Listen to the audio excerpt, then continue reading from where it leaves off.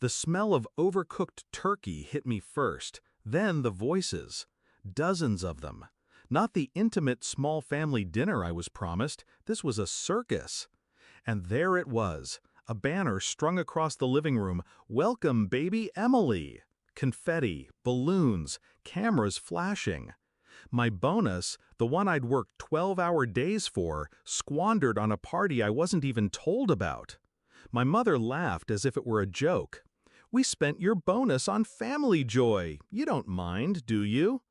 Do I mind?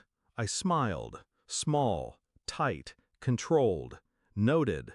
They didn't see the shift. They never do.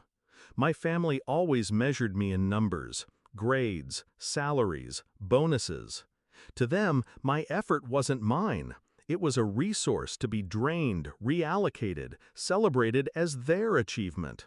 They called it family contribution. I called it theft.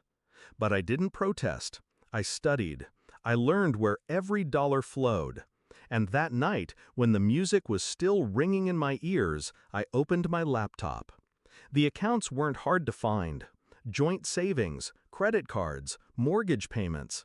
They'd linked everything under one umbrella for simplicity. I froze the umbrella.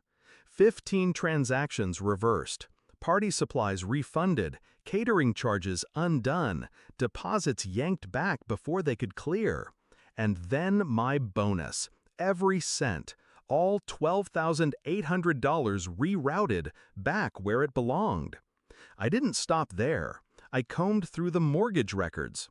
A detail they'd overlooked surfaced. The property wasn't solely theirs. It was collateral, partially in my name from years back when they needed my signature to refinance. They'd forgotten. I hadn't. By morning, the bank hadn't either. Calls started before sunrise, blocked cards, frozen lines, a property flagged for review. Panic doesn't sound like screaming. It sounds like silence. The silence of a family realizing their safety net just disintegrated. By breakfast, my mother's cheerful tone cracked into desperation. By lunch, my father was on the phone with the bank, voice raised, futile. By dinner, my sister texted me, "What did you do?" I didn't answer. The confrontation came 2 days later. They showed up at my apartment. No laughter now, no banners, just 3 pale faces, eyes sunken from sleepless nights. My mother spoke first. "You embarrassed us. The bank froze our accounts. We can't even use our cards." My father slammed his hand on the table. "Do you understand what you've done?" I leaned back, calm. Corrected a mistake. They blinked, confused. My bonus isn't family joy. My work isn't family property. And the house you parade is yours? Half of it is mine on paper. The bank knows it now. That's why your accounts are locked.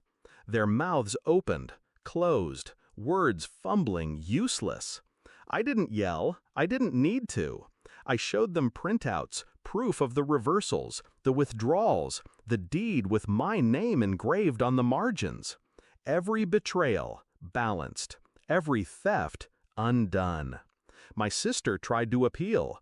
"It was for Emily. You should care about family." I looked her dead in the eye. I do. That's why I'm making sure Emily grows up knowing actions have consequences. Her face crumpled. The fallout was swift. They cut expenses, scrambled for loans, begged the bank for mercy. Everywhere they turned, the freeze followed. My signature on the property, my evidence attached to every flagged account. I didn't need to ruin them.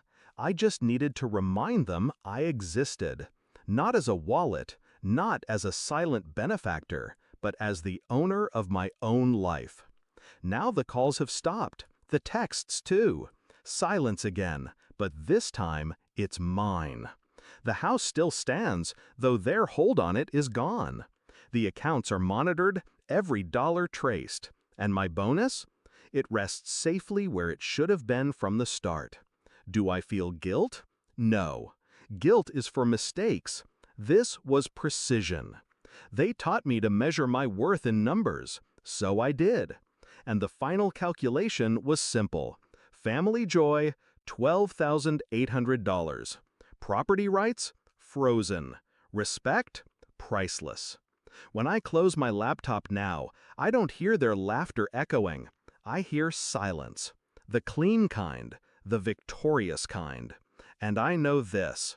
Next time they think of using me as their bank, they'll remember the night the accounts went dark.